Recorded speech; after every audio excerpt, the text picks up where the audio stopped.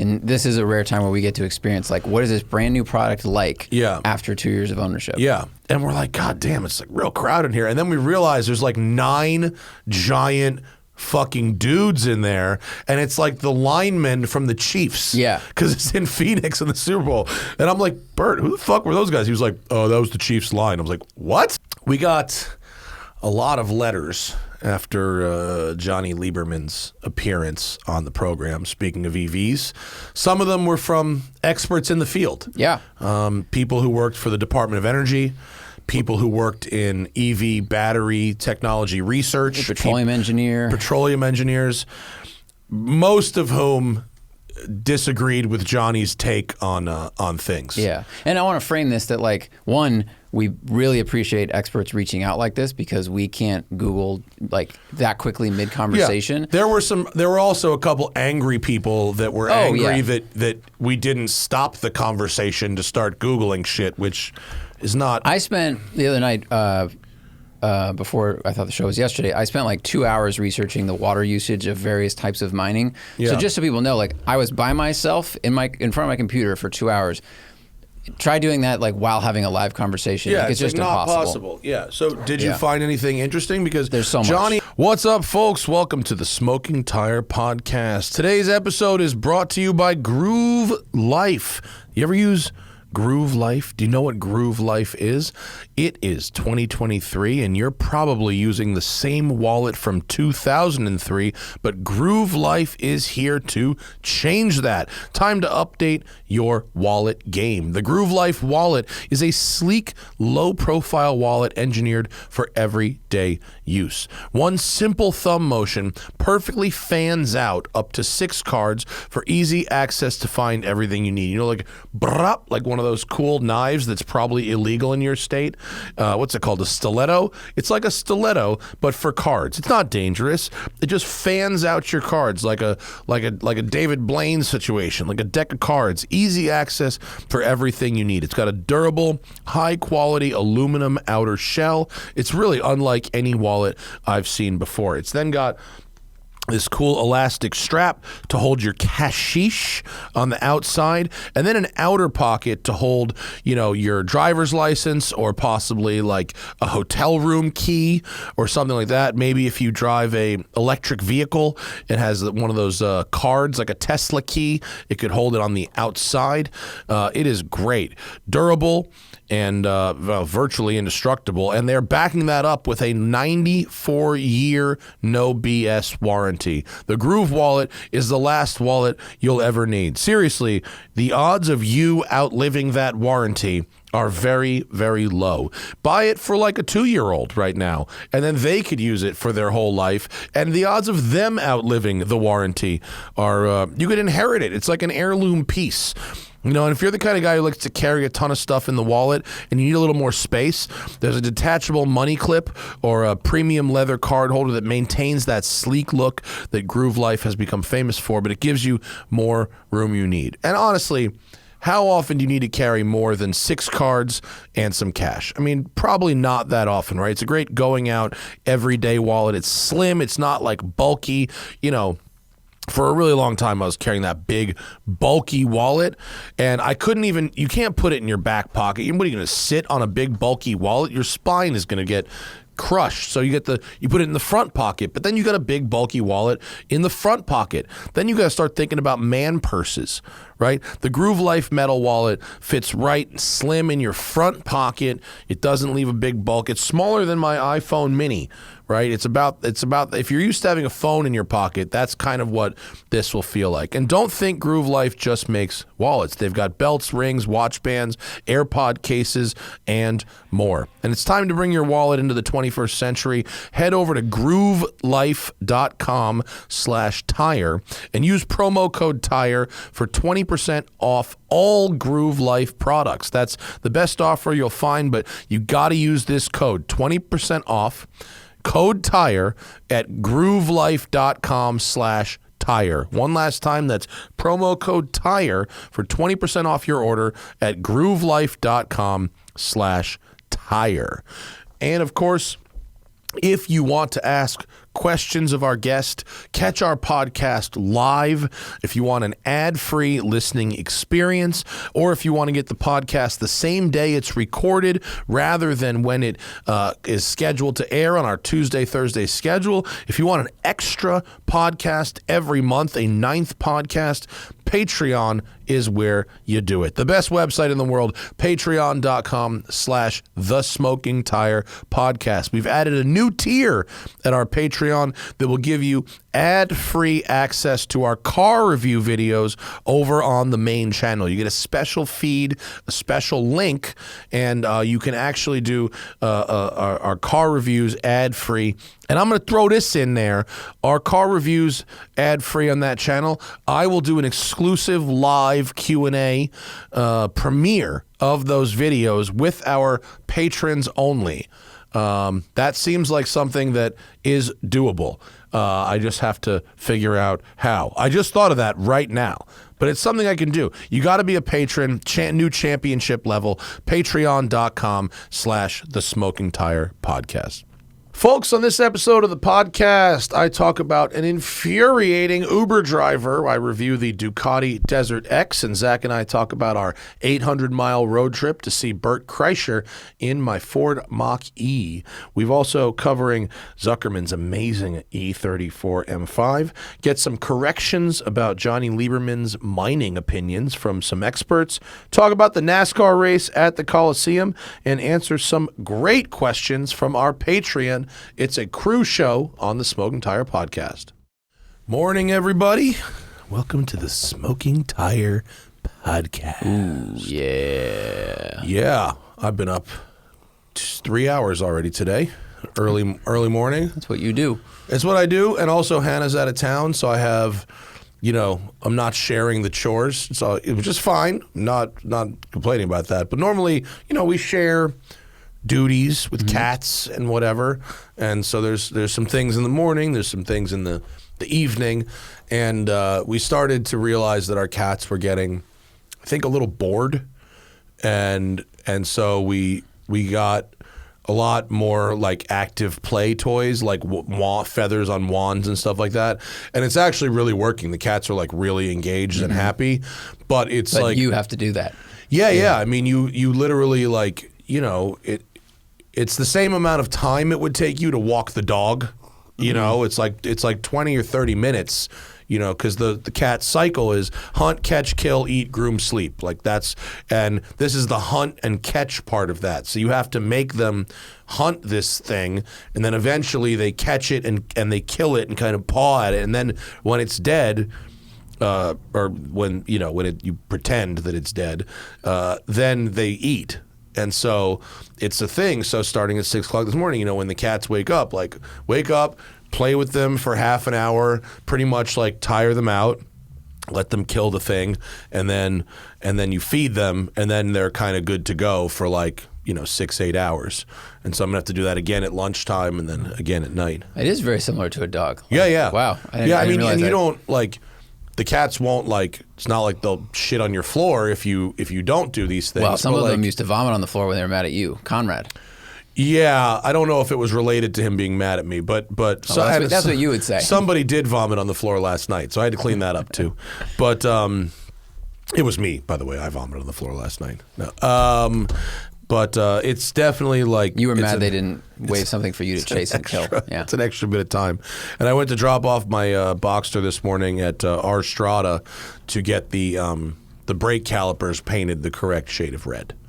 Oh, cool. I ordered the brake calipers painted red before I actually got the car, because you remember, the car went down in the ocean, and then they told me that I couldn't get ceramic brakes, so I rushed to get ceramic brakes while I could before anyone else learned that you couldn't get ceramic brakes, and they bought them because there was no stock. So I bought them, and then Demand said, I said to Demand, I want to paint them red, and they go, okay. He said, okay, what red? And I said, the red that Porsche uses. I want them to look kind of like factory. As God intended, yeah. As God intended, because they came yellow, because they all do, and that would have looked not good. Not good. Yeah, that would have looked not good. They all come yellow?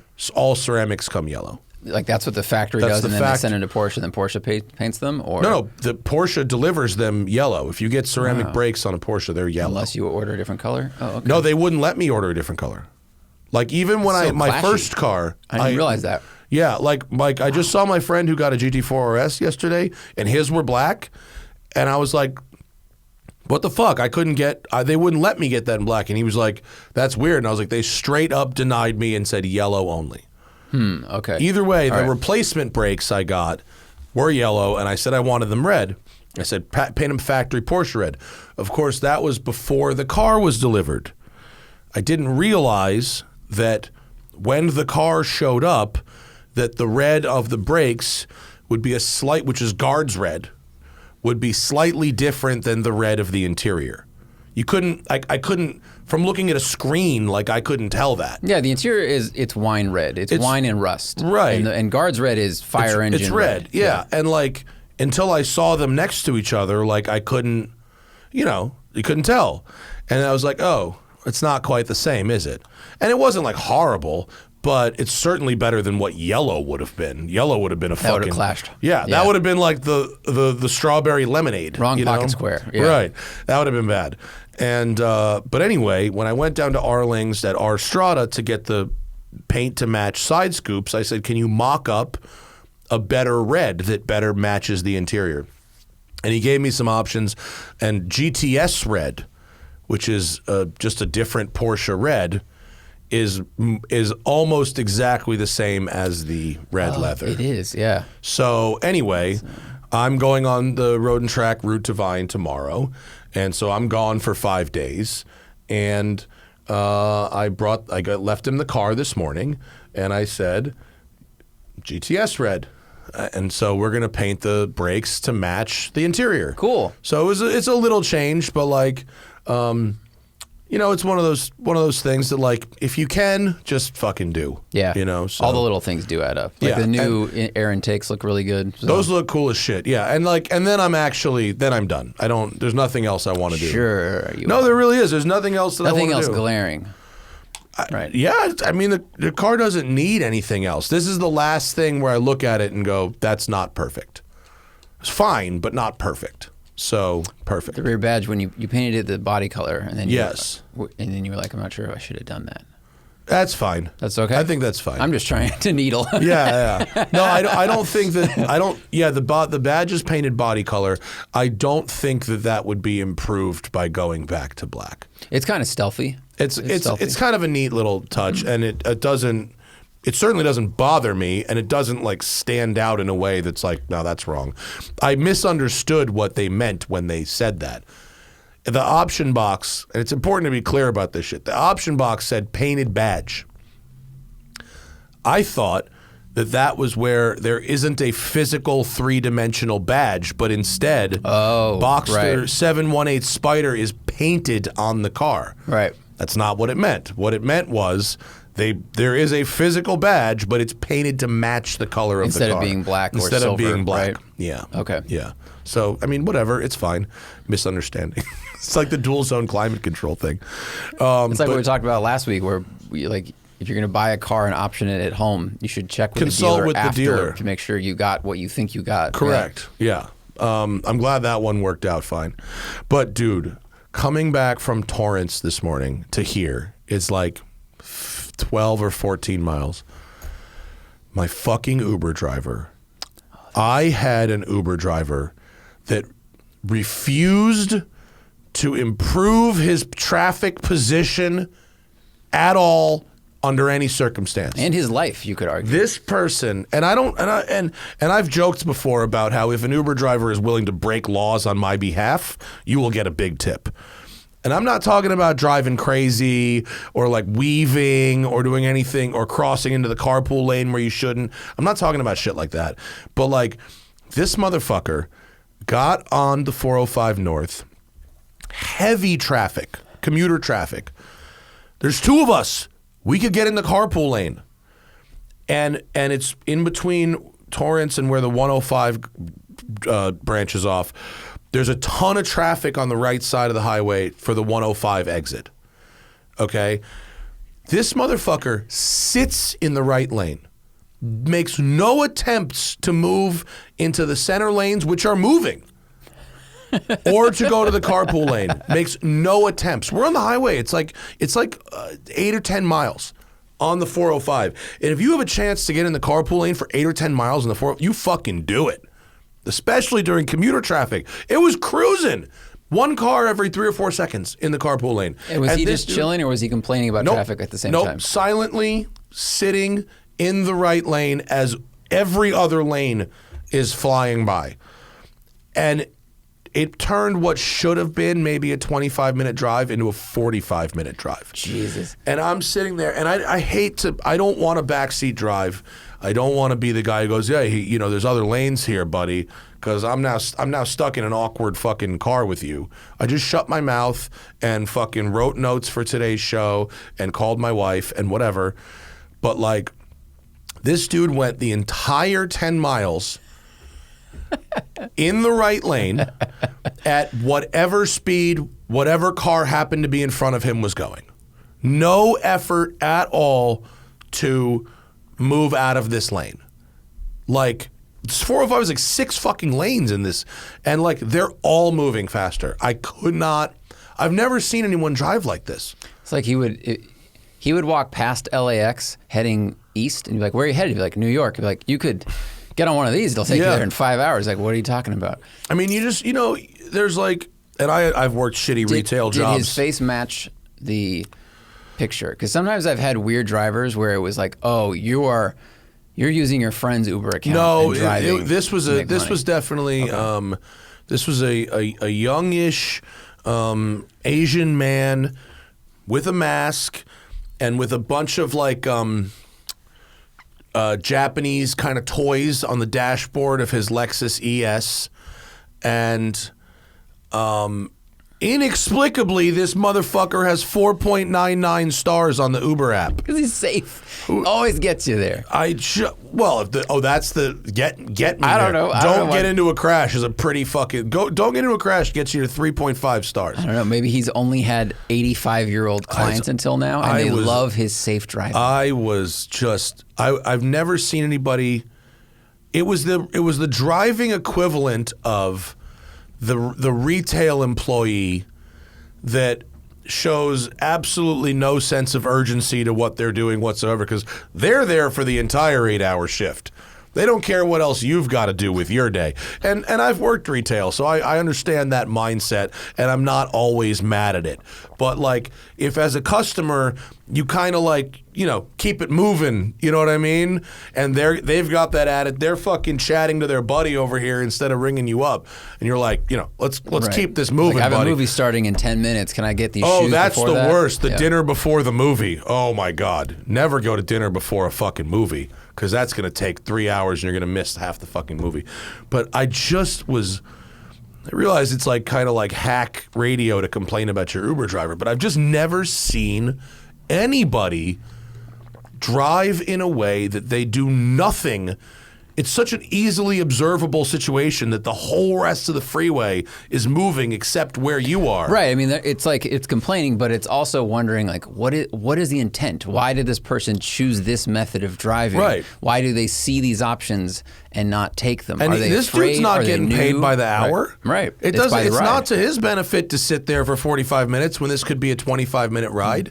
And I'm not saying he should be doing fucking 90 and weaving. I'm just saying, like, this guy could have like used 4 brain cells and been like, there's 2 of us. We could get in this carpool lane right now. But he'd have to cross all 6 lanes to get there. Maybe he's terrified. Maybe. I mean, or any of the other lanes would have been an improvement. I mean, it's just like, I've never seen one drive like that. That's the funny part, is he didn't even want to move over 1 lane to a Not better even one. Like, I understand some people don't want to cross 6 and go for Dude, carpool. at one like, point we were aggressive. behind one of those fucking gardening trucks that's like a Toyota cab from the 70s. It's got a 2-cylinder, with but the it's got fucking 80,000 pounds with the of shit in it. 2x4 beds just fucking blowing oil out the exhaust at 26 miles an hour. I mean, it was like, how do you sit behind this car? Like, I just don't get it. It only would have been better if your driver had complained, like done the hand gesture of like, wow, This the that's why it's so slow. It was unbelievable. Fucking, and it's not like I was really like, I wasn't late for anything, but I was just like, your life is going by in this car, buddy. Yeah, but it's like that thing of if you say yes to something, you're saying no to something else. So you're like, we're saying yes to 20 extra minutes in traffic, which means I can't do anything with this time. Right. How do people end up in a point where that's how they drive? I don't know. I think if you grabbed people from like 8 different regions in the United States and threw them into like a lemons race, I think people in LA would do pretty well because the people that know how to use all the lanes, people go for it here. Like when the lanes open up, people charge. Yeah. I mean, I've had New York City cab drivers that I'd fucking take on a cannonball, 100%. See, I think they're really good at maneuvering tight spaces like autocross style because of the city. Yeah. In LA, they'd probably be good at higher speed corners. Right. And strange bumps, over crests. Yeah, when the car gets unsettled on a negative G. They'd be good rally drivers for that like Winnepaha, Finland thing. Yeah, it was just so weird. And this dude's at 4.99 stars. I'll tell you what, when that prompt comes up, it's going to be 4.98 after me. Yeah, throw him a 1. Yeah. And write a note like, hey, bro, your lane placement is do the passive aggressive up. thing. Tell them afterwards so they can't yell at you in the car. Yeah. I'm doing the most passive aggressive thing is to not say anything to this guy and to tell 100,000 other people. That's a good point. He's listening right now. He's like, what? He's in the middle of telling his friends, Matt Farah was in my car, and then he hears this on the radio. Oh, my God. Let's see. Other things we've got. We can talk about the Mach-E, which the video literally went up literal minutes ago. Zach and I drove 800 miles to Arizona and back to Tempe to do a 2-year update on the Mach-E. It's the 3-month update that we did 3 months after buying the car overperformed. The 3-month update outperformed our initial drive impressions and outperformed other Mach-E content. So I think that people do want to hear what the ownership experience is like long term for this. So it seemed like a topic that was. Well, especially because when we drive cars, they're mostly brand new. Yeah. And then we'll hear these stories anecdotally of like my McLaren after a year took a shit or whatever. And this is a rare time where we get to experience like what is this brand new product like after 2 years of ownership. Yeah. Folks, this episode of the Smoking Tire Podcast is brought to you by NASCAR. The whole series. The biggest race of the NASCAR season is coming up on February 19th. It's the Daytona 500. Also known as the Great American Race. This is the one that every driver wants to win. I have been there in person. I have seen it before.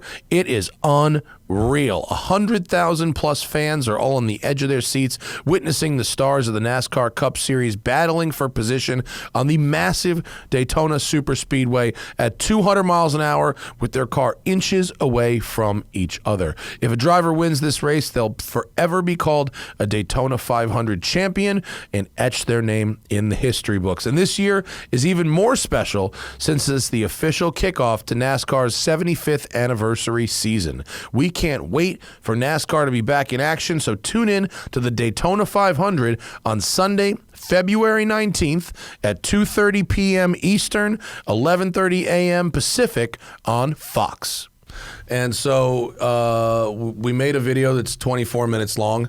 I think after doing the Supra and Civic comparison test and the Dakar video, I'm kind of the mindset where people really liked those videos. With both of them, they performed pretty well. The Supra and Civic one performed very well. The Dakar, it performed well by our normal standards, but considering the amount of energy and time that it took to make it, we lost money. But and we're gonna lose a lot of money on this one because we had to get two hotel rooms, bottle service in a skybox, and 2 trips to Walmart on either end of it. But I don't know. It just makes me feel a little better to produce a video that is like. Of a slightly higher quality. Yeah, so. And this wasn't as much work as the Dakar because it wasn't as complicated. So I think this goes back to like if we can bring some storytelling to the normal videos, it is a little bit more work than a normal one take, but it's not as much as Civic Type R or Dakar. Right. So like we can find the happy medium. Right. Well, it took 2 of us, 2 full days of driving, and then It took me 3 or 4 hours of writing, and it's just like it's definitely a lot more. And then when you when you look at the thing, it's like you made $700. Right. You're like, oh, this is why we stopped doing this. This Yeah. is literally why we stopped doing this. Yeah. I mean, that putting effort into videos and seeing basically no financial return for it is why we stopped doing them in the first place. But if people are interested in this content and like and subscribe and share it, sharing it more so than anything, then we can continue to do it. And I thought this video came out really well. I think it says everything that we need to say about 2 years with this car, for better or worse. And we show some of the issues, and some of them I couldn't reproduce exactly when we made the video, but we talk about a lot of it. And there's a cameo from Bert Kreischer, which is fun, and Nate Bargatze, whose special I watched the other night, and it was fun. I did not realize it was a clean special. I didn't know Nate Bargatze works clean, but it was funny. It was a good special. It's on, I want to say it's on Netflix. We watched Shane Gillis's YouTube special. Oh, is it awesome? When we got home. Well, he was so fucking funny. It's pretty funny, but like, it's not amazing. And I'm saying that because I'm a fan of his now, and his set at the show we went to was hilarious end to end. So a lot of the stuff he did in this show, when he did the special like 2 years ago, he's like changed, refined, and it's like it's gotten a you lot can see better. where the seeds were. But like his Trump impression on the special was like good, but just beginning, and now he's developed it to like 5 minutes that are hilarious. And it was really cool to see like, oh, he built that over in just 2 years to like this awesome monster set. Bert performed at the Mullet Arena. Shout out to them for. We thought it was a private skybox at first, but it turns out they put like 12 influencers in a skybox. So it was like us, and then there was like some food influencers and fashion influencers, which I thought was really funny. The funny part about it was like we got there, and it's not a huge area. It's like the size of this studio. But to buy alcohol, if you want to buy hard liquor up there, you had to buy a bottle. So we did. And then as you and I are about to go downstairs to check on other passes, 2 other people walk in, and my brain went, do they know that we paid for that? Like, are we about to lose $90 worth of vodka? So it turns out they were cool. It turns out they were all fine. Yeah, but there's this awkward moment of like, oh, we just bought stuff for a bunch of people. We can't leave it now. We can't. Yeah, we can't leave it now. Shit. And shout out to Bert and his team for getting us the backstage after party passes. When we go down to the after, Dave Williamson was great. He was the opener. Shane Gillis was great. He just destroyed. Mark Norman fucking went for it a couple times and fucking ate dick a couple times, but he was very funny as usual. I love Mark Norman. BMW 2002 driver, respect. And Bert is just a fucking bulldozer. He's so good. Yeah, I mean you could see why he sells out, because he actually has that. He's got that energy that's like a hair metal band of comedy. It's like if you see like a Def Leppard or a Motley Crue, even though they're like 60 now, you see them at a stadium, you go, whoa, well, yes, of course, this is why it's stadium rock. Yeah. Bert has stadium comedy. Yeah. Like, really I don't know what he'd impressive. be like to see at the Comedy Store, but he probably would burn the whole place down because from the fucking energy, because his energy is like stadium energy. It's insane. Yeah, but he's like a showman. Like he led the audience and controlled them around. It was really impressive. And that was the same set basically that I saw him do at the Greek last summer, and I didn't mind seeing it twice because it's a fucking barn burner of a set, and it's great. If you can see Bert while he's on tour, he's doing arenas, and it's definitely worth really the funny. $60 or whatever the tickets are. And then Bert got us the backstage passes, which was very nice. And we go down to this like little room behind the stage, and it seems very crowded at first.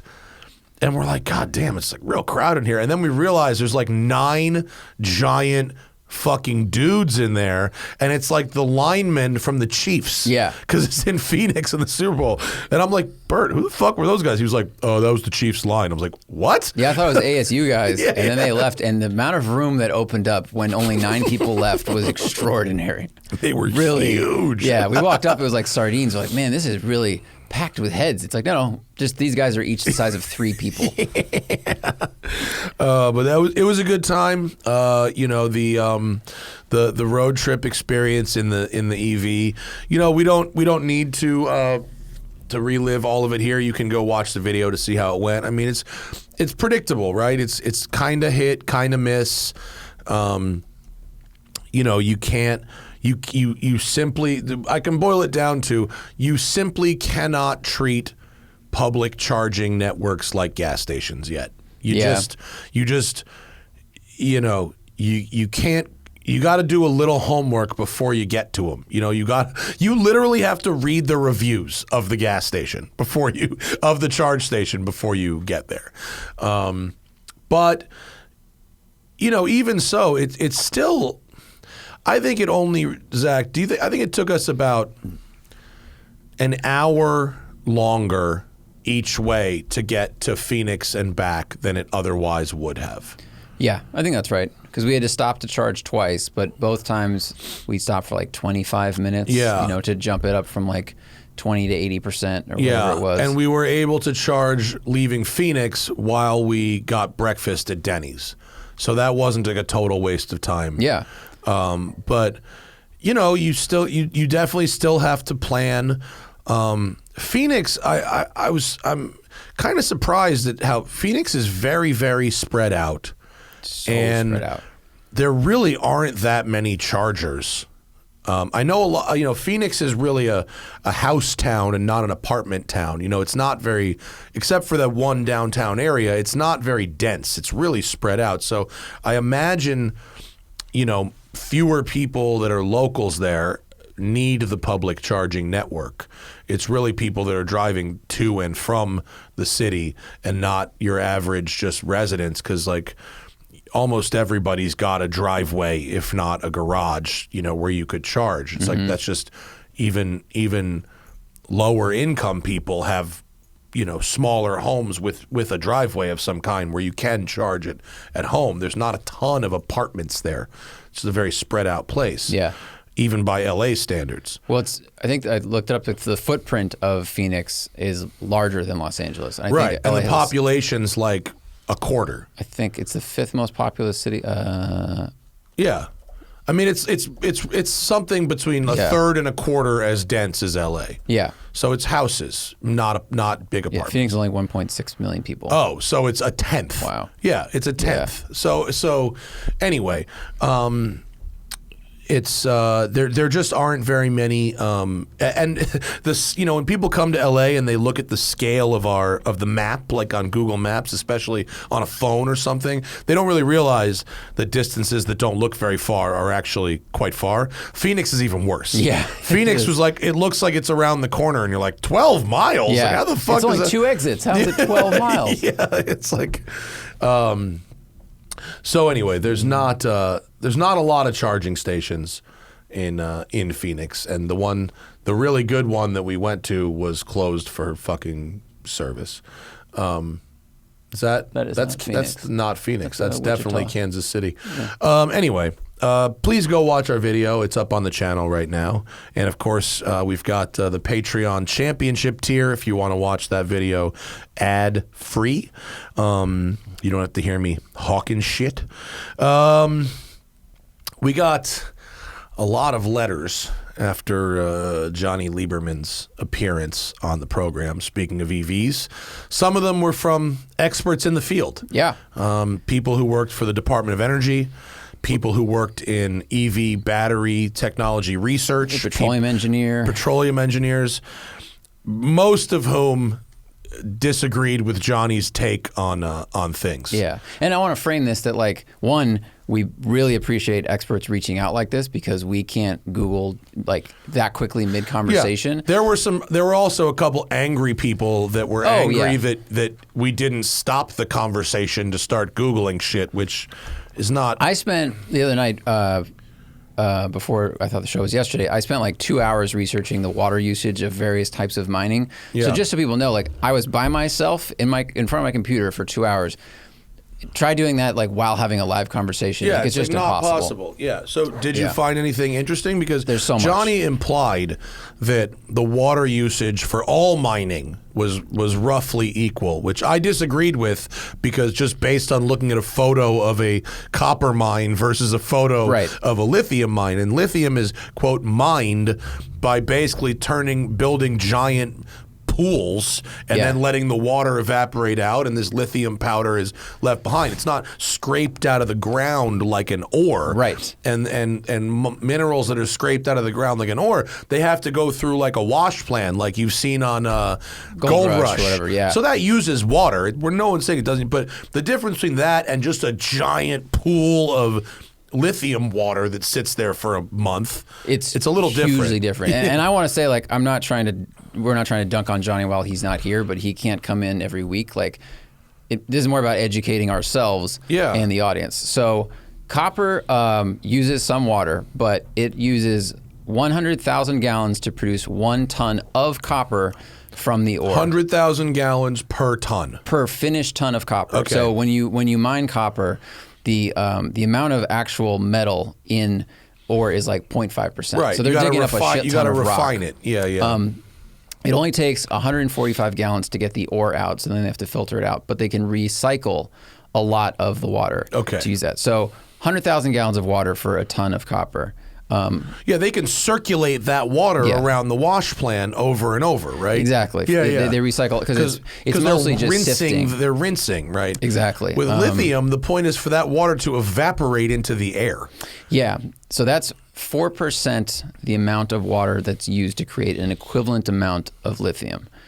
4% seems like not much. Right. By comparison. Lithium. So the big thing with lithium is the predominant way it's mined now, and there's a lot of new technology coming out, so don't yell at me, commenters, if you're like, but what about this? The way most of the lithium is mined, meaning the majority of it, especially down in South America, is this brining thing. So there is a salt water aquifer underground. They pull that up, and then it's in the pools, and it has to evaporate, but then they have to transfer it to different pools and use a lot of water to do that while it evaporates, and then the lithium kind of sifts out of it. So the lithium isn't like mined from a rock. That's very inefficient, they found out, energy-wise. It's like floating in this brine, and then they basically have to like add chemicals and let it settle, and then they end up with the lithium. It uses... And you're not recycling the water. It's evaporating into the air. That's the point of the process. It uses 2.2 million gallons of water to make 1 ton of lithium. So 100,000 gallons per ton of copper and 2.2 million gallons of ton of lithium. Yeah, it uses a lot. That's not even close.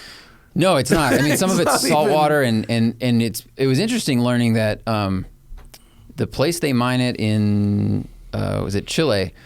There's not a lot of, it's like in a desert. Yeah. So basically like you're mining in, El Mirage. So some places they will pipe seawater all the way like, hundreds and hundreds of miles to bring water to this place, and then they desalinate it, which uses a lot of energy, and that's how they make the pools. But the water used for lithium is crazy pants. And now the water used for oil and fracking is also horrific. Yeah. Like really, on average, one oil well for fracking uses 10.4 million gallons of water, and that well will produce 521 barrels per day, which is down a little bit from what it used to be. Yeah, I don't know how to compare that to lithium. That was hard with the energy. Yeah. Like I kind of went down a rabbit hole of just water usage, because I know that one thing Jonny was saying is that producing energy or materials for energy is really bad for the environment, which is true. The amount of water used in Texas, basically anywhere, is fucking nuts. Yeah. But when it comes to metals, because that's something he said, is that lithium is a metal, iron's a metal. The water used for steel is very low, and most of it actually gets put back into the rivers. It's used to cool the metal off, to just cool that red hot shit that turns to steam. So it's actually, to make metal like that is not that more traditional wasteful. metals. More traditional metals don't use a lot of water. Right. Oil uses a ton of water, and lithium uses a ton of water. Yeah. Yeah. And I think that, Jonny deals with a lot of these, because of the way he acts on Twitter, he does deal with a lot of bad faith right-wingy bullshit. Mm-hmm. And so he's developed opinions that are based in part on his interactions. And not that I don't deal with bad faith right-wingy bullshit sometimes too, but I have a little bit of a more balanced opinion over the EV transition, which is, it may or may not be the be-all and end-all of transportation, and the cars are nice. You can certainly have locally cleaner air if you've got more electric vehicles, but let's make sure that we're not cleaning the air in New York by outsourcing that filth to Chile. Right. Like Salika said, mm-hmm. To make sure that if you're putting a lithium mine somewhere, make sure the people whose land you're fucking putting it on are benefiting.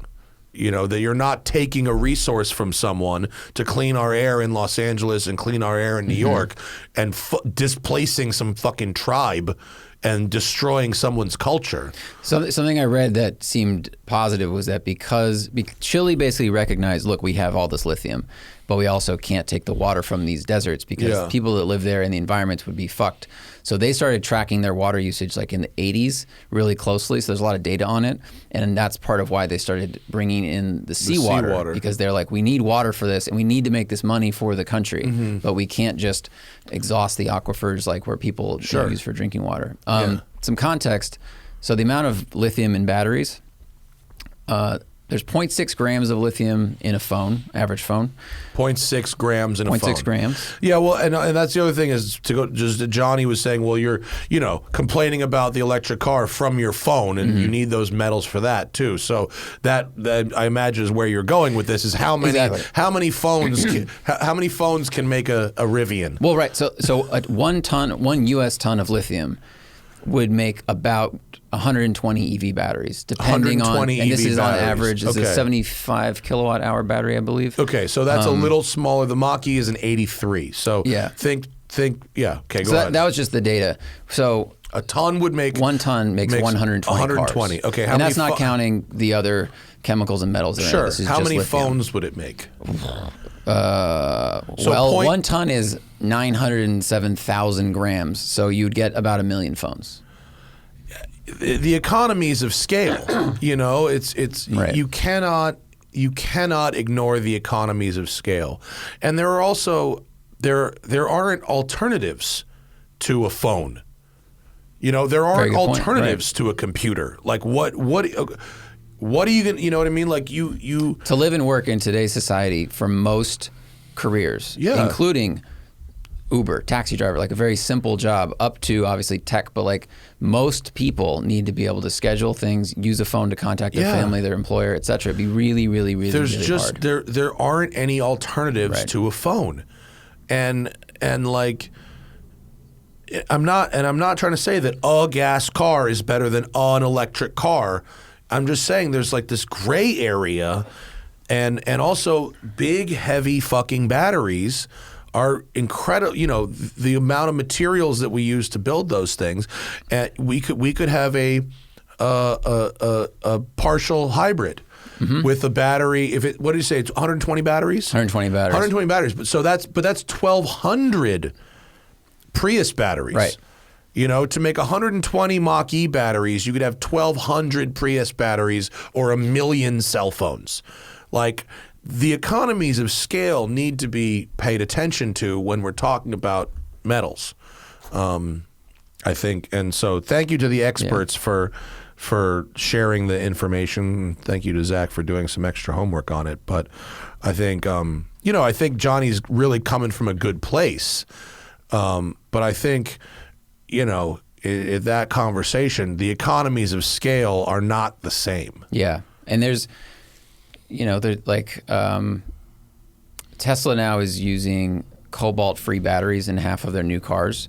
It used to be 3% of the Tesla pack, so that's good because cobalt doesn't use a lot of water, but I think 70% of it comes from the Dominican Republic of Congo. Wait, no, it's not. Yeah. Not Dominican Republic of Congo. That's right. I think you just combined two countries. I did. Yeah. DRC, and there's just very little regulation over how those mines are done, and there's a lot of just bad things that happen there. And apparently uranium is also in that area a lot, so there's like radioactivity. Oh, good. It's not very safe for people. Yeah. The bad news, though, obviously, is that the Tesla packs that don't use a lot of cobalt use more lithium. Like, it's needed. So yeah, are the cobalt-free packs more or less efficient than the ones that use lithium? They charge more slowly in cold weather, and their range decreases a little bit, and they're slightly heavier.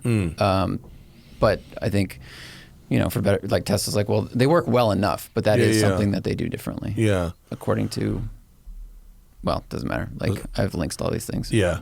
Okay. Yeah. Well, that's some context to that conversation. We also went to the fucking NASCAR race. Is it too late to talk about the NASCAR race? Nope. I mean, clash at the Coliseum, the Busch Light clash at the Coliseum. NASCAR, of course, full disclosure, is a sponsor of our podcast. So we weren't like required to go to the race or anything, but we did go because it was cool and they got us tickets. So that's nice. I thought it did not look quite as attended as last year. Yeah, stands looked a little more empty. The racing is neat. I think it's really fun when you can see that short track setup to see how certain people excel at the short track and how certain people that you expect to be really good are maybe not so good at the short track, and how over a series of laps people could reel somebody in and then make a pass, and you go, it's such a small track, you're kind of like, how do you even pass on this? But they managed to find a way. But at the same time, like, there were some, like, I don't know if it was because they went to commercial for a TV or something, but like, some of the caution flags just went like way too long. Yeah. Like they didn't. It's not because I'm saying like the course workers took too long to clear the course. Like it was clear that it was clear. It was clear that it was clear. Like someone spins, they don't hit the wall, they don't leak any fluids, they just spin, and then when the car's clear, they recovered the spin themselves and got back in line. Okay, now they're back in line. Why does the fucking caution flag need to go for like 8 or 9 more laps? Like they could get out of that real fast and get back to racing. I read an interview with, I can't remember the driver, but he raced last year and this year, and his comment was basically the racing last year was a lot cleaner. Either people were on better behavior or they were just like, they weren't taking it as seriously. He said this year the driving just seemed way more like we were watching people like really hit each other, banging, like diving for spots where there wasn't room, and that then led to more little crashes, more spins, therefore more cautions. There were like 15 cautions in the whole race, and last year I think there were 6. Is what I read. I mean, so it jumped up a lot. And I understand why there could be a caution if a car's facing the wrong way or if there's debris on the track. Like, yeah, sure, okay. But it just seemed like it took a long time to get out of the caution, even once the track was obviously clear and good to race on. Like, cars are facing the right way, there's nothing on the track, and yet we're still going to have like 10 more pace laps. Like, why? I don't get it. I'm not sure. Yeah, it was I have no weird. idea. It just felt like it went on and on and on. The only thing I could come up with was that they had cut to a commercial on television and were waiting to come back, and there's a minimum length of time for a commercial break. Maybe. I don't know. Which is lame. I mean, but if companies buy a spot and then they get their 14 seconds for a commercial, whatever. Yeah. Well, didn't for a long time they start doing picture-in-picture where they would show the race in the small window and then have the commercial going? I don't know. I've definitely seen that with racing. I wonder if they got rid of that. Maybe the fucking sponsors were not about it. I don't know. But like it's a cool spectacle to see. It is the right amount of time for a race, and there's the heats, the qualifying races are there. So if you go for like the day or the afternoon, it's not like you're just watching that one race. You're watching the qualifiers also, and but it was just that part of it was really weird. I think they also last year they gave free tickets to USC students, and so it was more full with like drunk college people. Yeah, they had their own section. I think they didn't do that this year, and so that was probably the difference in attendance. I hope it was successful for them. It was a neat thing to see. I didn't like that Cypress Hill did their radio edit versions of shit. I thought that was lame. Oh, they threw in. I mean, I think they got muted, but they said the words. Did they? Yeah. You think they were muted on the PA? Yeah. Oh. I think so. I don't know. Because I was watching their face. Like, I don't think they were dropping the word bong. I think it was just like the sound would drop out. Oh. I think that's what was happening. Someone was on the button? Yeah, Oh. I think so. Oh, that's kind of... That's how I read it. But Okay. maybe they were just perfect, like, dropping the word. I don't know. Yeah. I'm going to go see Parker Kligerman race at Fontana on the 26th, I think. Of this month? February 26th? Mm-hmm. And that's a nationwide series race, or that's a Cup Series race? Cup Series, I think. Is it? Infinity is what he's in, yeah. Xfinity. I think that's what used to be nationwide. Oh, I mean, okay. I don't know which sponsor owns the thing. Yeah, I think it used to be nationwide. But I've only been there for track day stuff, like with the road course. So Yeah. I'm very curious to see, and ask him how that place feels as an oval compared to Daytona or something else that like is a little more prestigious and just might be smoother. Yeah, I've never driven the full oval. I've only ever used turn, the front straight and then turn one and then the infield. I don't know what it's like to go the whole rest of the way I have no around. idea what the speeds are. It'd be interesting compared to you and the McLaren. Like, are they I hitting did 183 in a McLaren 720 there. That would be. Are they hitting 183? They must be, right? I assume so. But They've got to be going at least that speed, right? I'll ask them. But it was fun, and it's still a very like polarizing race. There's people on Twitter fucking hate it sometimes, and other people think it's great, and it's interesting that it's so controversial because it's just a race, like whatever.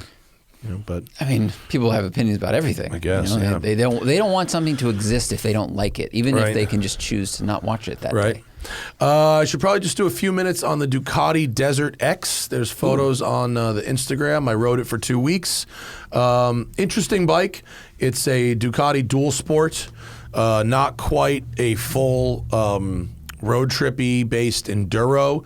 It's if you know me, I don't really ride on the dirt because if I drop a fucking 440-pound bike, I could end up paralyzed, and it's not worth it for me because I've had 2 fucking back surgeries. How's your back, by the way? Feeling any better? It's better. Okay. Whatever my neck is, yeah. Yeah, fuck. Yeah. So this thing, it's got a 937 cc twin. It makes 110 horsepower and 67 pound-feet of torque. It does weigh 445 pounds, which is on the heavier side, but it doesn't really ride like it. It feels pretty light on its feet when you ride it. It revs to 10, which is pretty good for a twin. It's got a lot of skid plates and bash bars, so if you were to drop it or hit some brush or hit some tree branches or maybe a rock, you probably wouldn't damage it too bad. It's got long travel shocks, different ride modes, different traction modes. It has a lot of technology in it, but the menus to get through that technology on the screen are pretty clunky. Were they... Because you drove the Multistrada. I loved the Multistrada. Were the menus smoother on that? Are they different? I don't remember, but I don't remember specifically going, this is clunky. Yeah. The Multistrada had a couple more like buttons for specific tasks. Like you could adjust the suspension damping with a button. You could do some quick button stuff. Is this more like all either with one button or in the screen? It's got like a thumb pad to navigate the menus. Oh, like a Lexus sort of thing. No. Like a 4-way, like a Super Nintendo thumb pad. And it was very comfortable. The suspension was great. The brakes were great. It makes plenty of power. It's not like fast, but it goes pretty good. The heated handlebars were very nice. Heated hand grips. No heated seat. I rode to Monrovia, which is about 45 miles from my house, for dinner with my brother-in-law. And I rode back at 9 o'clock at night, and I was fucking freezing. Yeah. It was about 43 degrees outside. Ambient. Ambient. So, yeah. And I was wearing jeans and boot. I don't wear the full pants normally. I wear jeans, motorcycle boots, and I was wearing my winter jacket, but just a t-shirt under it. I wasn't like layered up, and I didn't have my winter gloves. I was wearing my regular motorcycle gloves.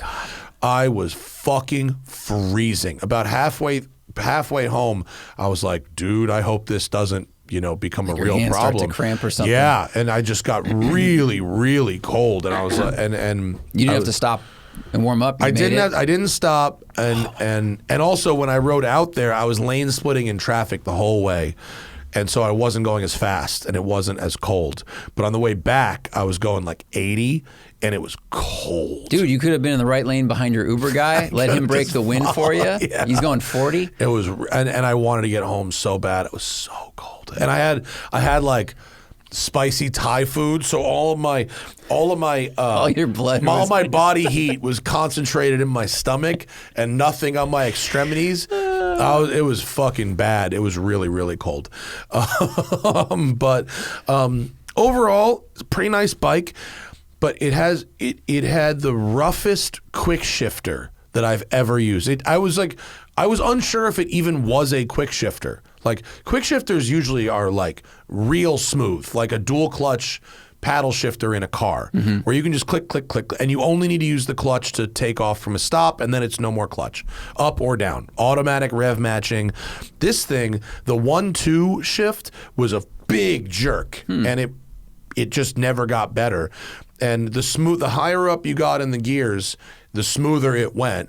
And actually, the 5-6 shift had some like slip to it, like it did a like almost like a torque converter slip.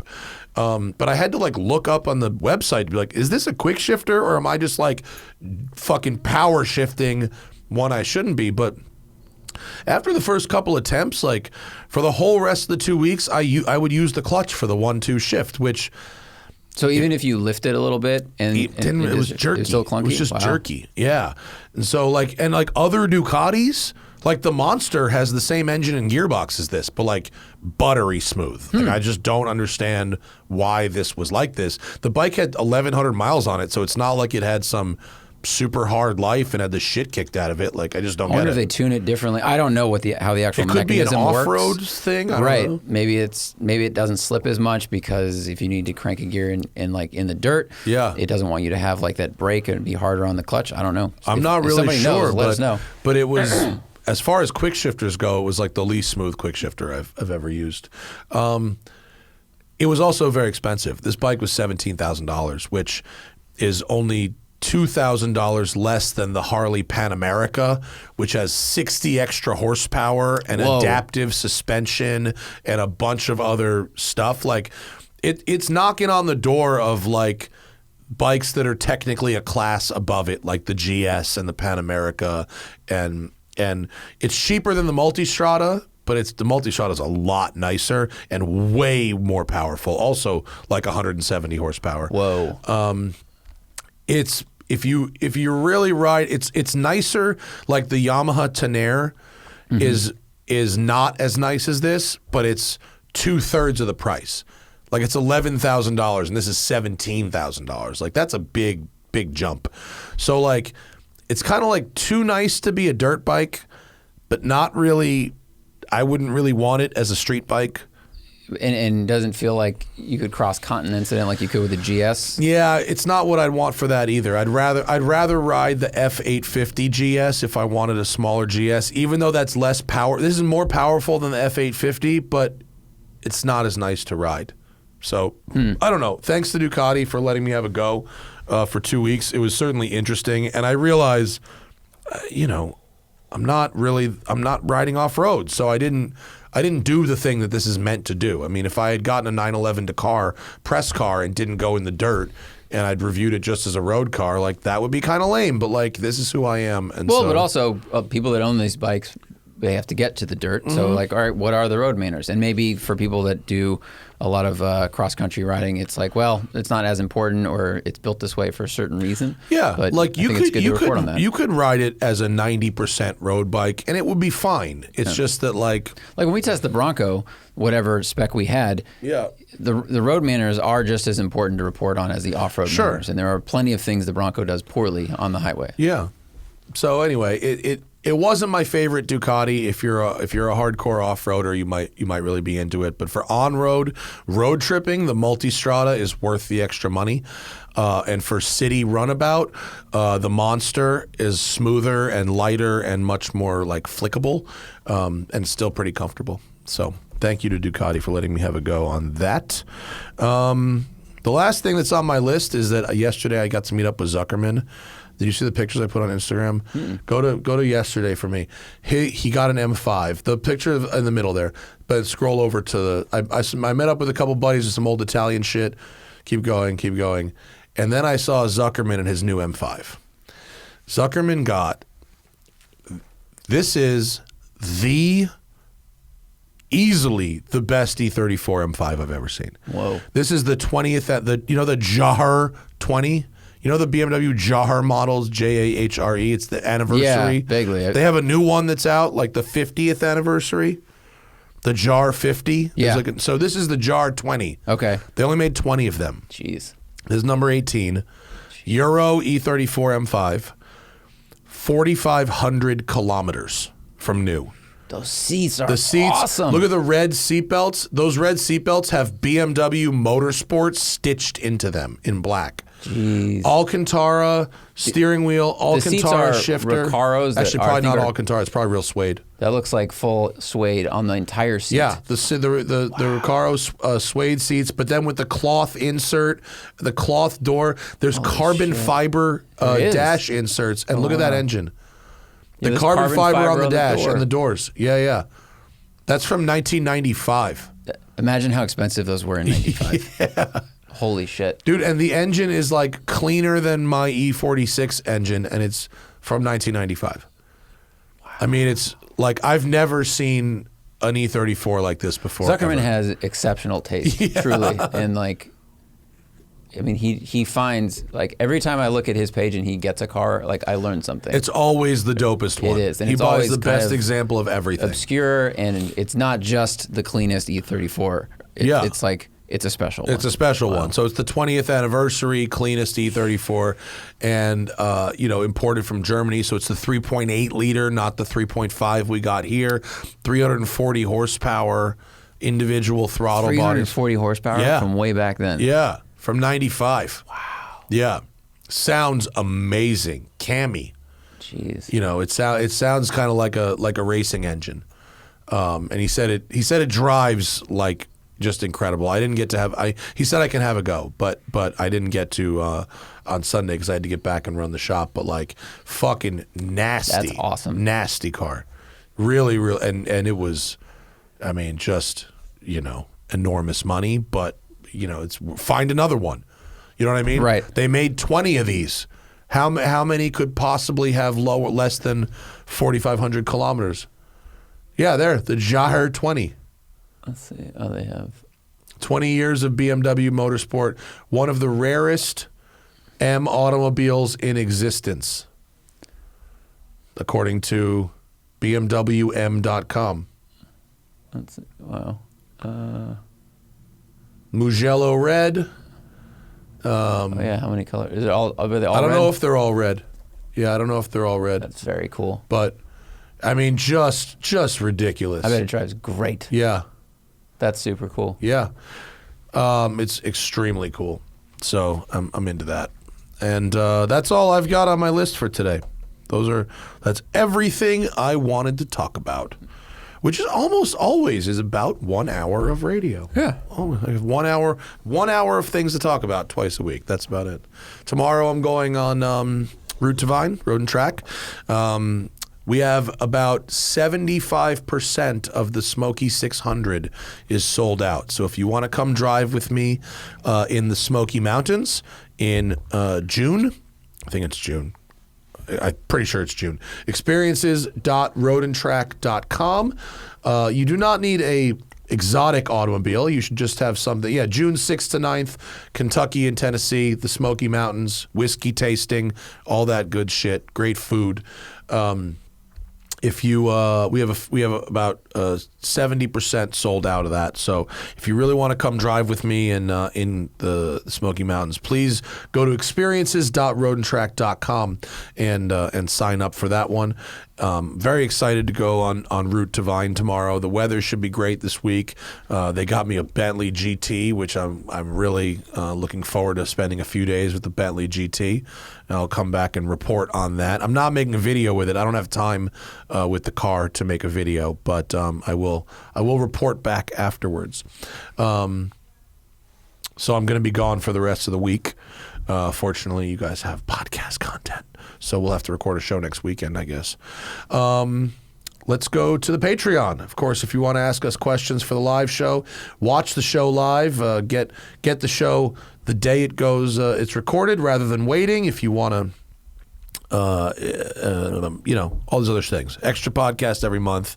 And our second pro show will be after I return. We got to do 2 pro shows to make up for the one in February or January. And then, of course, get the car review videos ad-free. Patreon.com/The Smoking Tire Podcast. Garrett Davis says, what are your thoughts on why the Tesla Roadster has been delayed so much? It's pretty clear why the Cybertruck is perpetually delayed, but you would think for the Roadster they would just slap a sleek body on a juiced Model 3 skateboard or something. Seems like a layup, even if it doesn't match the promised numbers. I actually agree with Garrett Davis here. I mean, I think that to do a coach-built coupe, / Roadster version of what would be, a Model S or Model 3 skateboard doesn't seem all that hard. I think it'd just be a tooling question, right? They'd have to get the factory line to be able to do that.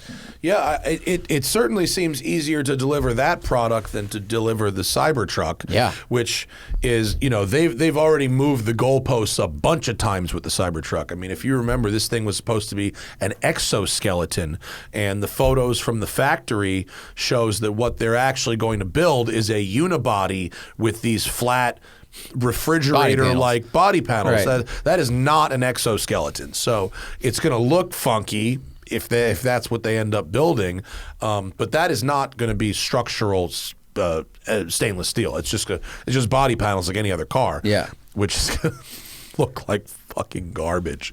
I said in the beginning I didn't think they could build it like that, and when I said that I meant the exoskeleton, which they're not doing. So, I mean, maybe they will deliver a truck that looks like it looks, and if they do, all right, so be it. But it does seem to me that the Roadster should not be that difficult. Now, maybe they just don't have the money. That's possible. Maybe they're also they're cranking out, I think, cars as quickly as they can because they sold so many cars last year. So to divert some of their line or resources to make a new coupe, which would sell in a minute also, maybe they just go, well, why would we do this? I don't know. I think they already got what they wanted to get out of that, which is to use their most fervent supporters as guerrilla marketing for their other cars. I mean, that was the thing, right? If you had a referral code and you got people to buy cars using your referral code, you could get this future product. That's what they were doing. Sure. People like Marcus Brownlee and other people had earned enough credits to buy multiple of these things. They've already gotten the thing that they wanted out of that marketing. And it hasn't not delivering the cars. They made a bet that they could fuck those people and it wouldn't really hurt their business too much. And guess what? They were right.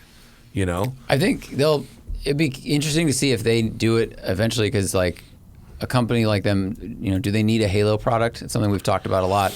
And now you have, Rimacs and other EV performance cars out there. How big is the market for an EV supercar? Right. The point was with the Roadster, right, that it was going to be the quickest accelerating car in the world. Mm-hmm. And now there's real cars that are actually much quicker than what they promised this thing would be. So either they have to find a way to develop something even quicker than that, Right. or deliver a product that they promised they would deliver, but that isn't the quickest car in the world. You know, now that there's cars quicker than the Plaid, what's the point of the Plaid? I mean, you know, so I mean, yeah, and then they have to try to find other attributes about their cars to celebrate, which is why some car companies will go, oh, well, we're not the quickest to 60, but our Nürburgring time is X, or our grip is whatever, or we're the nicest, you know, it's the nicest thing inside, whatever. Sure. Let's see. Justin Gerard commenting on a previous show about the lack of standard features on high-end Porsches. He bought a 2020 CPO Taycan Turbo that was very lightly optioned, and while I agree that I wish certain options were standard, having the ability to have a stripper high-end car is pretty cool. It also informed me that many things I would have optioned had I custom ordered are totally unnecessary. Makes the experience of each car pretty unique. That said, order the premium package on every car if you get nothing else. Yeah, we talked about this on the Pro Driver show. Someone was kind of complaining that if you got a higher end Porsche, certain things are not included that might be included as standard with other cars. And Zach and I think, liked that you can get higher end Porsches with very few options if you don't want them, and the ability to build the car your way, which is how we got to that badging discussion, is a feature of Porsches. And yeah, you may need to order one and check off certain boxes, and that might annoy you, but the person who doesn't want or need those things. They also have, like, I had that Panamera Platinum Edition. Yeah. And they have so many, like, trim levels on their webpage. You can click that, and it's going to come with a bunch of stuff. You can get a package. Yeah, you can get packages, but you can also get it piecemeal. You can do bespoke. Yeah. Kurt Tennant says, almost every Buick I've ever seen has been driven by an old person. Is there another model of car with a similar thing where the stereotype is true? I mean, there's plenty of stereotypes about every true. car, basically. Yeah. Some are right, some are wrong. The Chevrolet SSR pickup truck is always driven by a Hawaiian shirt boomer. Always. Yeah. Someone who grew up in the hot rod era, and now they want a new one. Yeah. White Volkswagen Jettas are always driven by a specific type of 20-something girl. You know? Nissan Altimas.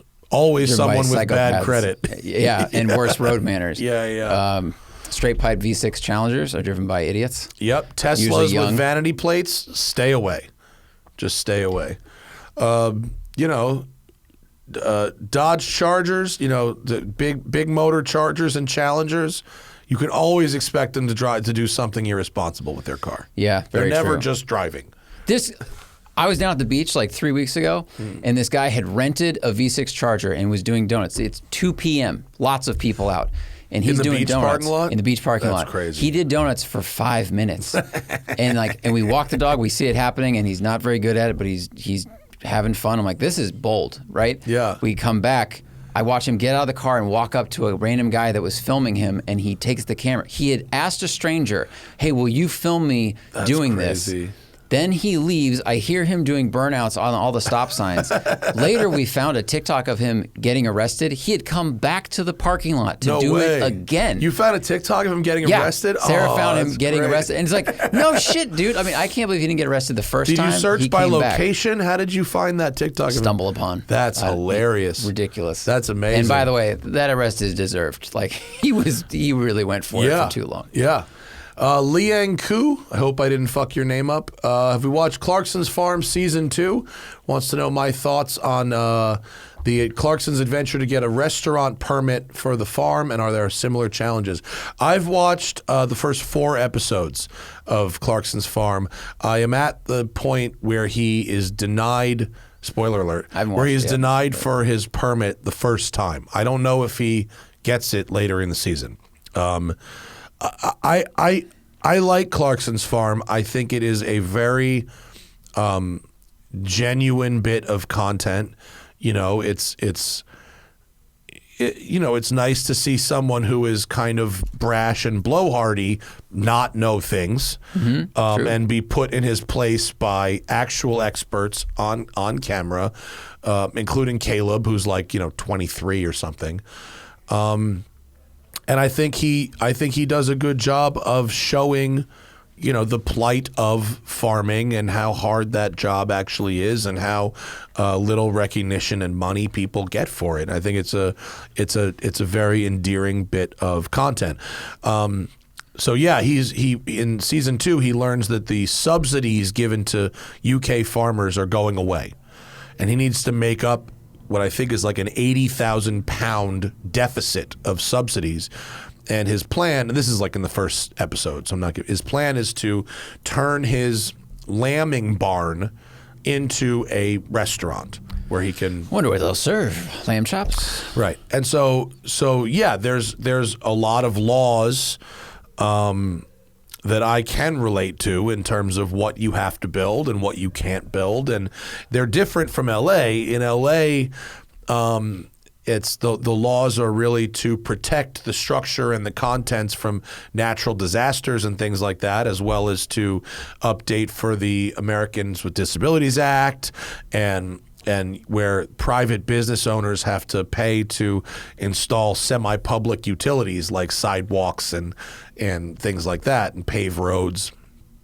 In rural England, the laws are different because they are really focused on keeping the natural beauty of the landscape, not disturbing. I forget what it's called, but it's like rural beautification or, something like that.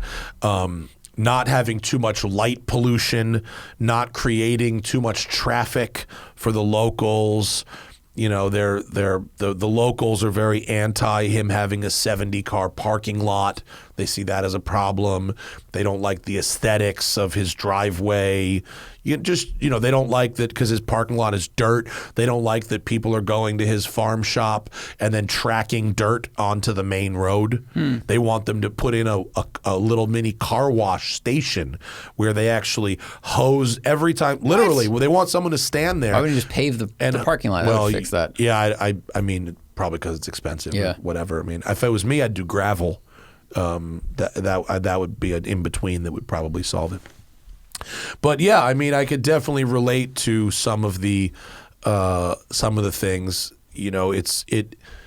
It's hard because he's operating from a position of like, this farm is like losing money. Like, he's a rich guy, but this farm is clearly not making money, and he's trying to figure out how to make money. Whereas here at Westside, like, I had a business plan that was gonna make money, and if I have to spend more and deal with bullshit to build the building, like, I'm still going to make money in the business, and it'll just maybe take a little longer to pay off the amount of the construction. With this one, it's like he needs to make up this deficit right now. And so the everyday citizens have much more say in terms of, whereas I had to deal with an individual inspector that gets to decide, well, you can do this and you can't do this, and the law says this. He has to go in front of a commission made of people in this little town, wow, who are like, may or may not like him, or, whatever. They think he's a dick. It's a quaint version of CNBC. It's like, here's how the rules are made and why. And it's not like I had to go in front of a commission of people who lived in Playa Vista and they go, well, I don't want that building there. It wasn't like that. It was just, these are the laws, and here's how you have to build to go within the laws. He's got to deal with his townsfolk out there, which, like, oof, yikes. And it's like a country club. It's like old people that have nothing else to do and have chosen to live in this quiet little village. And he didn't know that when he opened his farm shop that it would turn into like a tourist attraction. So there's like hundreds of cars every day, and it's creating traffic, and the neighbors fucking hate it. Yeah. I mean, it's funny he didn't see that coming. It's like, you are world famous. Like, of course people are going to drive there to see the shop. Yeah. Christian, I'm working on it. Stephen Murphy says, what are your thoughts on EVs in northern climates. A lot of Canada sees very cold temperatures with some major routes having no gas stations, etc. With the reduced range due to the cold and risks of winter road closures, it seems EVs work great in warm climates, but with auto manufacturers forcing EVs to the consumer, how will smaller markets like Canada deal? I don't know what the laws are in Canada if they're forcing it, but like Zach and I have said this over and over, you should buy the car that fits your lifestyle. You don't. If you're concerned about driving in very cold temperatures and EV range is a problem, fucking don't buy one. Yeah. Get a diesel, you're not like truck, whatever. Yeah, like to just get whatever works for your lifestyle. You're not your individual choice is not saving or killing the planet. Yeah. I hope that the legislators in Canada, like even if they're trying to make a push for EVs in cities, there is enough of the population that can voice their concerns about the cold and battery life and all these other things that they wouldn't just blindly say, you guys have to buy an EV right. and figure it out. Like, you know, Justin Trudeau also lives there. It's cold. Like he would also be negatively impacted by dealing with an EV in super cold weather. So yeah. Yeah, if that was my everyday, I wouldn't buy one. That's no. Yeah. I'd buy a diesel pickup truck that has a range of 800 miles. Yeah, if I was going to sit in traffic for 6 hours, like it's even in places where it's really cold in America, like no one is. I'm telling you, in the next 10 or 15 years, no one is forcing anyone to buy an EV. No one. I mean, even places like California where they got big headlines for saying 2035, whatever. Trust me, in 2034, they're going to decide that is not tenable, and they're going to move that goalpost, and it's not going to be page A1. It's going to be page B26 in the fucking LA Times. Michael Cosgrove, status of Two Bears Racing. Bert and Tom are touring. Not my problem. The status is I've done everything I can do. Gavin Sullivan's slowly getting bored of my aging Boxster. Thinking of going full middle age and getting a used Panamera. But I think maybe a Macan, which is newer but more common, even more sensible choice. I want something with nice driving dynamics as a 5,000 kilometer a year daily with occasional 4 to 5 hour trips. That's supposed to be 50,000 kilometers. 5,000 kilometers is not very much. It's like 100 feet. 5,000 kilometers is not so much. With occasional 4 to 5 hour trips. I can weather maintenance bills, but would prefer not to.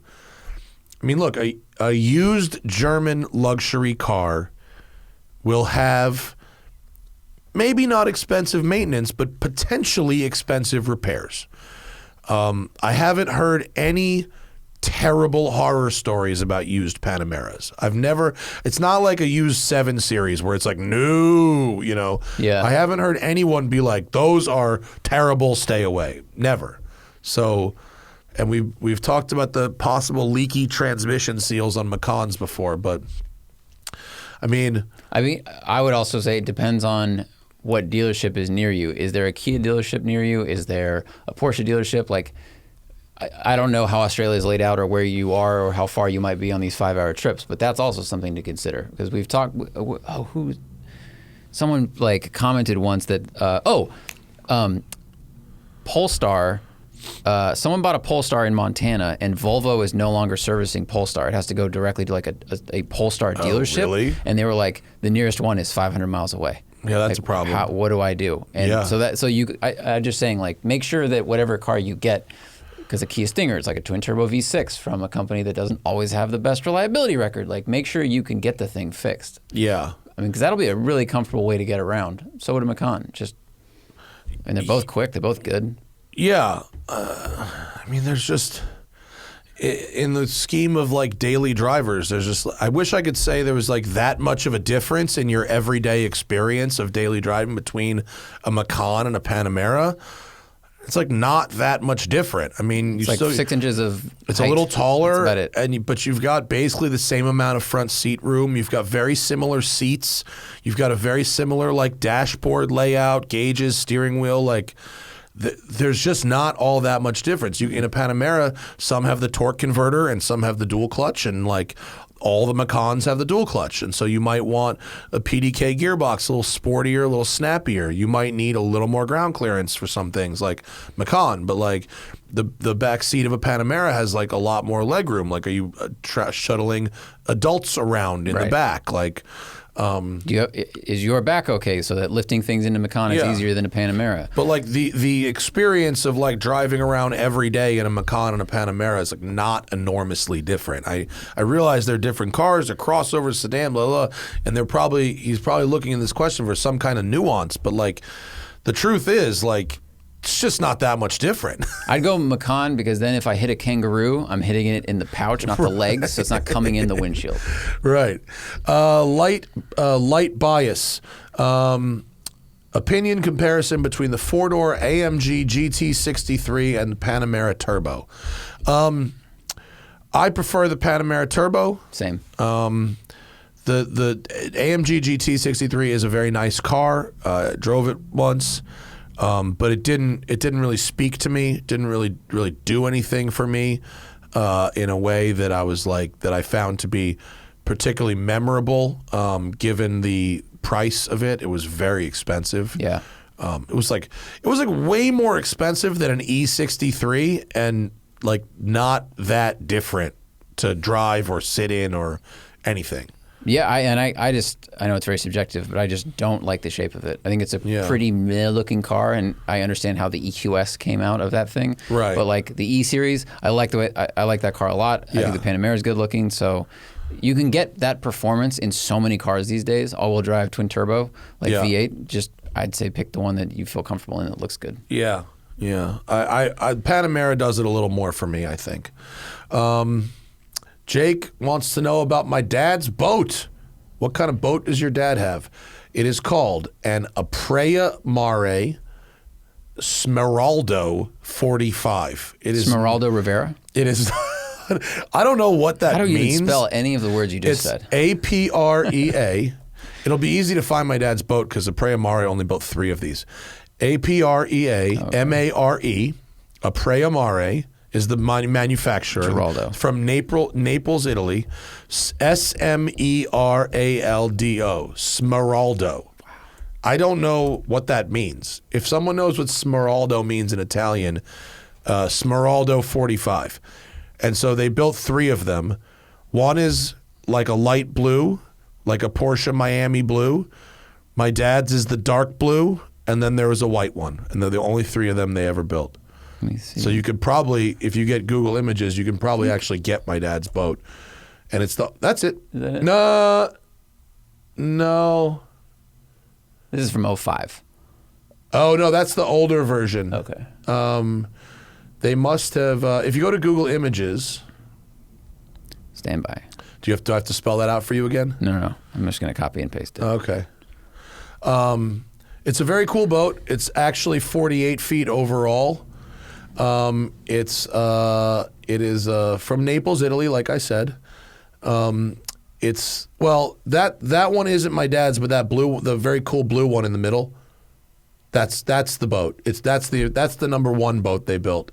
And my dad's is that, but the hull is dark blue. It's got 3 staterooms, like 2 full-size ones, and then 1 smaller, like captain's. It's got the Volvo twin Volvo Penta twin charged. It's super and turbocharged 6-cylinder diesels from Volvo Penta with the IPS drive, which is the IPS drive. You know, normally the props, the outdrives are at the back of the boat. In this boat, they're in the middle. So the outdrives are underneath the boat in the center of the boat, and they can each spin 180 degrees. And so with a joystick, it can act as if it has bow and stern thrusters, but with only the outdrives. I thought it had the thrusters. I didn't know the whole thing. No. It can just, with a joystick, you can spin it, or you can go side to side, or you can go at an angle, or you can just dock it with a joystick. Let me see the interior of this blue one, if they have a photo of it. Does that look? Yeah, that's what ours looks like. Ours has, as you can probably imagine, Ralph Lauren upholstery. So we have dark blue upholstery on the thing. But that's basically what it looks like right there. Yeah. It's fucking sick. It's an awesome, awesome boat. And I steal it about once a year and go out with Hannah on it. Oh, there's the white one on the other. Don't worry about it. Who gives a shit? Doesn't matter. There's the white one is underneath there. That's the third one. Oh yeah. Yeah. Yeah, so they made 3, and then the dark blue's company the way to go. and then the company was in financial trouble, and they filed for bankruptcy, and they went out of business, and then someone bought the rights to the brand and the factory, and they just started making boats again. So that blue one, the white one, and my dad's dark blue were the only 3 of those they made, and my dad's is the only one in the U.S. The other 2 are in Italy. Are they going to make a crossover to try and revitalize the They're brand? making hybrids now. I don't know.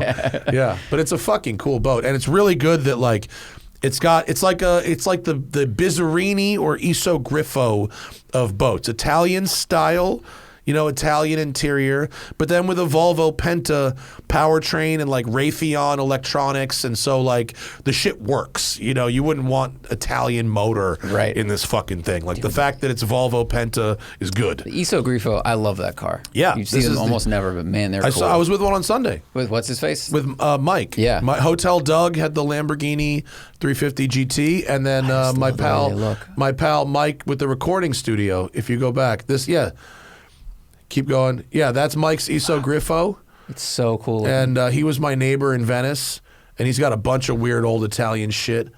And this guy owns one of the most successful recording studios in Los Angeles. His garage has gold records fucking all over it. Whoa. And this dude looks like fucking Doc Brown, too. Yeah. He's got like wily hair. He drives. I was behind him when he was in a 300 SL. Yeah. He had the windows down, so I just saw white hair flying around like Rick from Rick and Morty. Yeah. I was like, who is this dude? He's fucking great. I love that guy. And then the Lamborghini 350 is my pal Hotel Doug, who owns about 10 hotels. And he's from Newport, Rhode Island. So he's like the king of the Audrain. So we'll go visit him when we go back to Newport. He's got some shit. He's got a Koenigsegg. He's got a Miura. He's got all kinds of dope stuff. Which Koenigsegg? A CCXR, a manual gear, an older one, a manual gearbox one. It's rad. That's awesome. He's got a 355 Challenge. He's got all kinds of cool shit. God. Yeah, he's great. He rules. Vernon says, is the top luxury trim a bad move in terms of depreciation? I get my 23 Maverick Lariat Lux in May, but I worry I should have gone with the XLT. Well, the most important thing is not the depreciation. It's, are you driving the car you want to drive?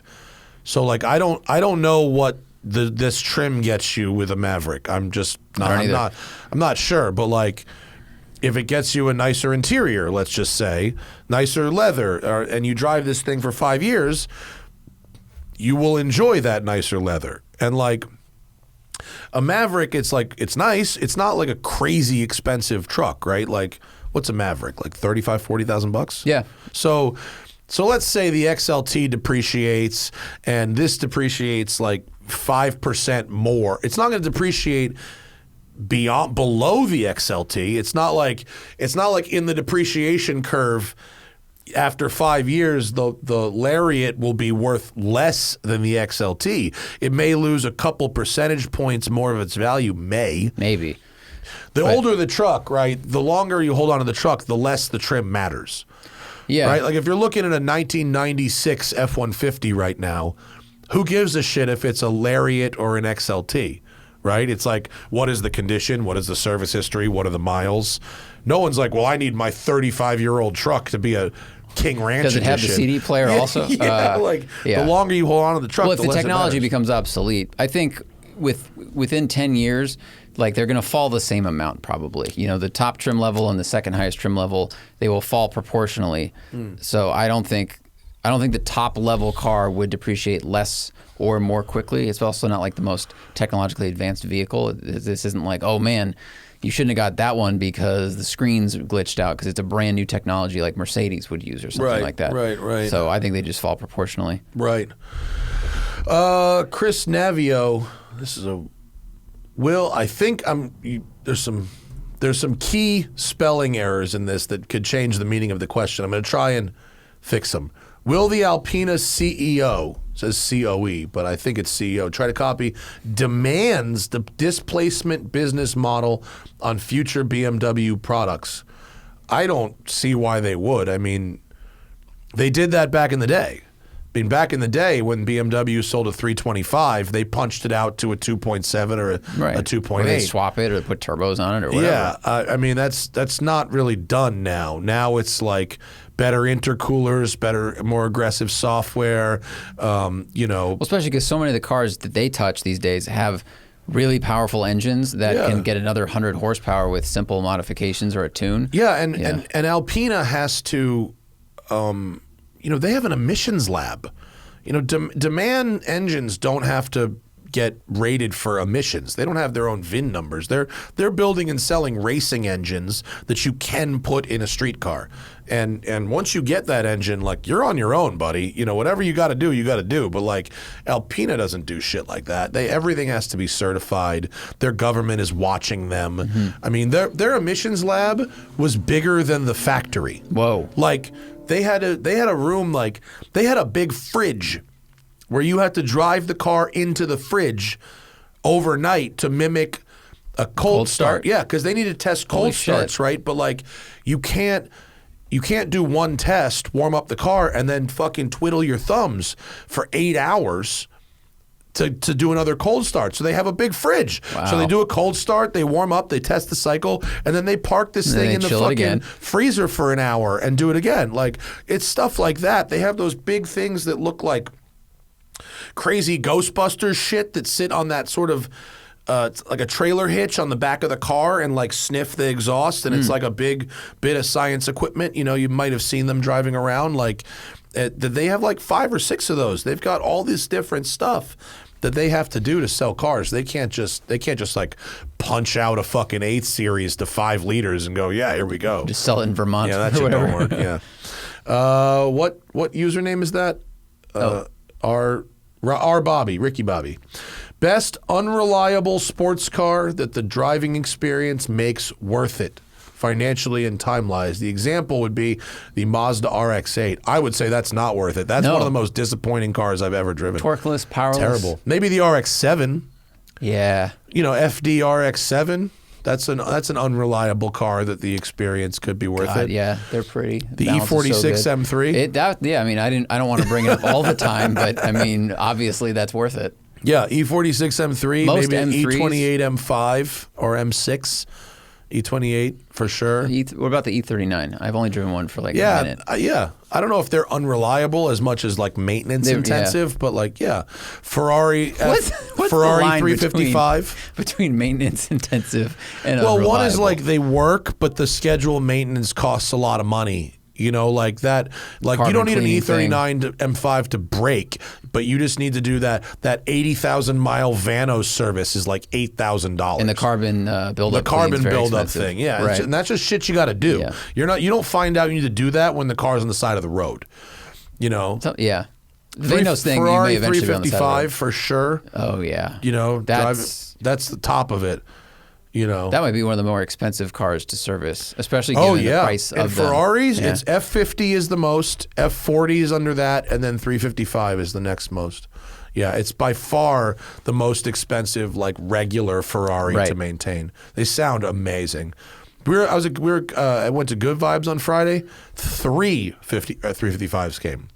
A coupe, a convertible, and a GTS. It was awesome. I would add, I bet a high mileage McLaren based on what Mitch McKee said. Oh yeah, they are great to drive. Dude, this fucking young kid that I know from the Malibu cars and coffee scene bought a certified pre-owned 12C and fucking popped the motor and. Like 1,000 miles into owning it, and McLaren is giving him a new engine. He said it was $70,000. He said it was as much as the car. Oh my God! If he had to pay for it. Yeah. Wow. He said the motor was as much as the car. I wonder if it's a better engine now because they've iterated it up. It's a 650S engine. Yeah, that's they don't make the 12C engine anymore, so he's getting a 650S. That's cool. Engine. Yeah. Ivan Capote, been looking at how early 2000s and 2010s analog sports cars increase in value as blah, blah, blah, technology becomes outdated. What is a particular feature that separates analog from synthetic driving experiences? And what year saw a significant transition to this trend? I mean, manual transmissions, dude. I mean, it's yeah. I mean, oh wait, when the next thing comes out, making them less desirable. Yeah, I mean the manual transmission, the end of manuals in exotics, and that happened at the same time as the end of hydraulic steering. Sorry to cut you off. No, yeah. Yeah, I mean, I'm not as nostalgic for hydraulic steering most of the time because I think there's good and bad hydraulic steering and there's good and bad electric steering. So I'm not nostalgic for hydraulic steering just for the existence of hydraulic steering. I'm not nostalgic just for the existence. What was the problem I saw was cheaper cars for a while had shitty EPS. So even the cheap cars had like a cheap hydraulic rack in, you know, like a Mazda 3 or a Mazda 2, like they still felt good. Right. But when they had to adopt EPS for a while, it was pretty bad, and that ruined it. Yeah. But, I mean, the big one is manual gearboxes. Yeah. You know, in the beginning, you know, when Ferrari and Lamborghini had the paddle shift gearboxes, those were the premium option. The manual was cheaper. And then the take rate was so high on those, then people stopped buying manuals. Ferrari was selling single-digit percentages of manuals. Yep. And now the inverse is true. Manuals are $100,000 more on the used market. So, yeah. HUD says, have any of you ever bought a watch, a knife, or a commemorative coin from an ad in a car magazine? Not unless you include the fact that the back of Road and Track last month was an ad for Rolex. Besides that, I would say no. I have not. And anytime I see those ads in magazines, I wonder, like, who is just flipping through and they're like, I need this commemorative I looked at one. knife. There was one that was like an ad for an auction site that was selling like antique guns. Like really, really crazy antique shotguns and like pirate pistols. That's cool. I did go to the website, like, because I bought my dad that antique gun, and I went to the website to see maybe I would get one of these antique guns for my dad, and they were like, you know, $40,000 or something. Jesus. It was like, nope, I'm out on that. I think the thing today with the internet, like if I want to buy a knife, even if I saw the ad in like a magazine, I would go look it up to compare, like, is this even any good? Because my assumption is that if it's advertised in a magazine as like commemorative knife, I'm like, this is a piece of shit. Yeah. Tyler M., how does pay from YouTube different between standard free users and premium users? Would 100K views from premium users pay more than the AdSense from 100K standard users? I don't know how to do that math out, but I can tell you that in our revenue analysis, it's less than 10% of our revenue comes from premium. It's basically nothing. I mean, it's not nothing, but it's like, well, it makes sense because it's single-digit percentages. It's a lower percentage of viewers, but also we don't get CPM from premium YouTube subscribers. So, Prashant, if you can have any car seat converted into an office chair, what seat would you choose? That photo of Zuckerman's Recaro seat. I'd go Citroen SM. Oh, that would be interesting. That would be more like a lounge chair for me. That'd be very cool. Yeah. Last one, and then we're out of here. Sarang Singh deciding between a 5th-gen Camaro Z28 versus... okay. 5th-gen Z28 versus 2021 or 22 SS1LE. Won't be tracked. Weekend highway cruising. Ride quality will have to be a priority. Otherwise, cargo space, UI, and tech don't matter. I mean, if it's a weekend car, the Z28 for sure. Just make sure you get air conditioning. Yeah. Because there's some that don't have it, and it's stupid. The Z28 is highly collectible. Yep. Very rare. Great. You don't see them on the road. They drive awesome. Yeah. The LS7 is an excellent engine. And did it come with mag ride? No, it's Multimatic spool valve. So, because I remember driving it on the track, and it's amazing. Like, it's a great fucking driver's car. But is the ride, I don't know if the ride is stiffer or softer than an SS1LE, which is also like an amazing car and handles great. I don't know. Does SS1LE come with magnetic ride? I don't know if it does. If it does, that's the answer for what you want. The ZL1 does. I don't know if the SS1LE does. I don't think it does. I don't know. I drove for that segment on Drive on NBC Sports. I drove the Z28 from Detroit to Watkins Glen. It does come with mag ride. Oh, it does? Yep. That's maybe. If the priority is ride quality, If the priority is ride quality, then maybe the cruising, 1LE. But if it's a weekend car, like, I don't know, Z28 is highly collectible, very fast, and very cool. So it would be tough. I didn't find the ride to be that bad. It was more like the alignment was really aggressive because they knew we were going to track it, and so they set the alignment super aggressive, so it tram-lined a bit. It was a little darty. And the press car that I had didn't have air conditioning, and it drove me insane because it was like July when we filmed this thing. It was so hot. It's the GT3 RS of Camaros. It's pretty aggressive. So yeah, it's pretty aggressive. Yeah. Tough choice though. Mag ride would probably make your everyday life a little better. But man, it would be tough because like an SS1LE to me is not a special car. I agree. Whereas a Z28 is a special car. Yeah. Yeah. Harris bought one. I mean, He did. That's a special car. He bought one in England. Yeah. Yeah. All right. Well, that's a good bit of radio, folks. Thank you for joining us today. I'm off to Northern California for the rest of the week, starting tomorrow, and we appreciate all of you. We appreciate our patrons for asking very good questions on this show, and we will see you guys next episode, and have a great rest of your day. Bye.